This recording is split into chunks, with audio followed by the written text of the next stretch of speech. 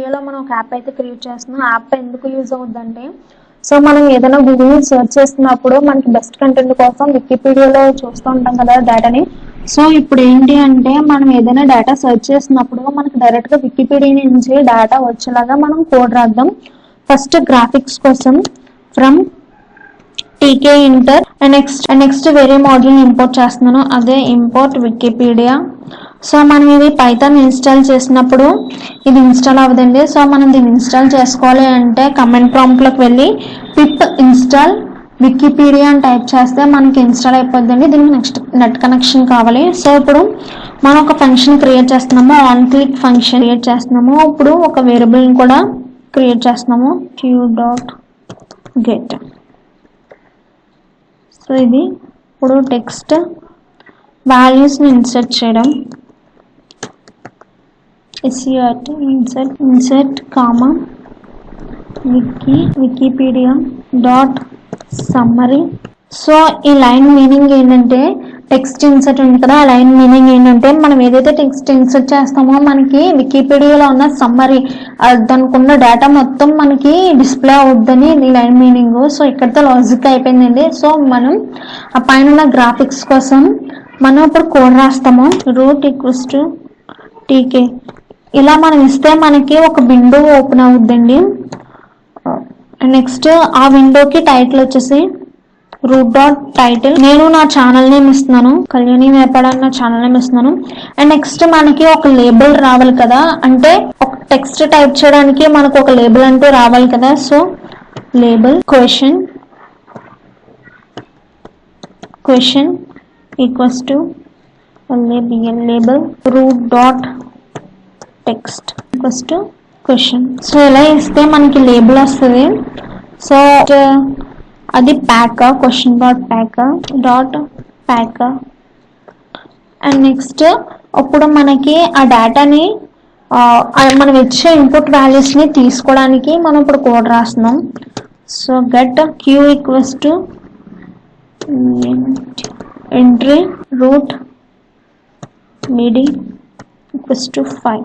ఇది కూడా ప్యాక్ మనం ఇచ్చిన ఇన్పుట్ వాల్యూస్ని తీసుకుంటుంది. సో దానికోసం ఈ code queue dot pack.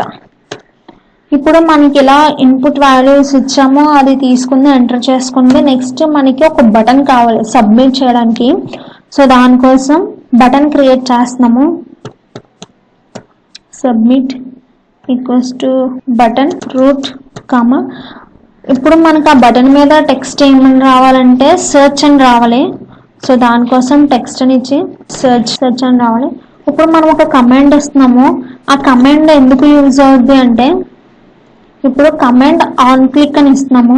Button మీద సెర్చ్ అనే వర్డ్ ఉంది కదా, దాని మీద మనం క్లిక్ చేయగానే మనం ఆన్ క్లిక్ లో ఏదైతే కోడ్ రాసామో సో అది మొత్తం మనకి ఎగ్జిక్యూట్ అవ్వాలి. సో మనం అనే బటన్ మీద క్లిక్ చేయగానే మనకి కమాండ్ ఎగ్జిక్యూట్ అవ్వాలి. ఏ కమాండ్ అంటే ఆన్ క్లిక్ లో మనం ఏదైతే కోడ్ రాసామో ఆ కోడ్ మొత్తం ఎగ్జిక్యూట్ అయ్యి మనకి అవుట్పుట్ చూపించాలి.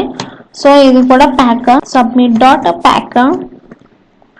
Next enter.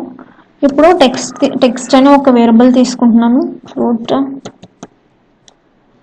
ఇది కూడా pack, text dot pack. Next main loop, root dot main loop closing. So ఇప్పుడు మనం ఇది ఒకసారి సేవ్ చేయొచ్చు, సేవ్ చేసి అవుట్పుట్ చెక్ చేయొచ్చు.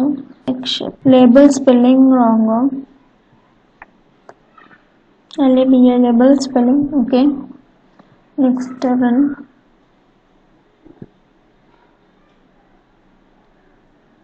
సో ఇది ఇప్పుడు మనం ఏదైతే సెర్చ్ చేస్తామో డైరెక్ట్గా మనకి వికీపీడియా నుంచి ఆన్సర్ వస్తుంది. సో జావా కొట్టి సెర్చ్ బటన్ మీద క్లిక్ చేశాను.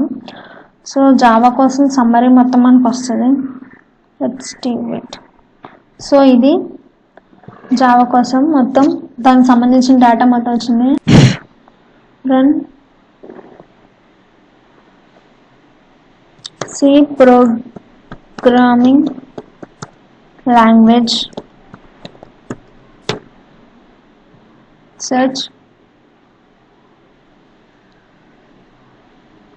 So C as in the letter C is a general purpose procedural computer programming language supporting structural programming, lexical variable scope and recursion with a static type system. So ఇలా మనకి C language కోసం data మొత్తం వచ్చింది. So ఇది నా video మీకు నచ్చినట్లయితే share చేయండి, సబ్స్క్రైబ్ చేయండి, లైక్ చేయండి.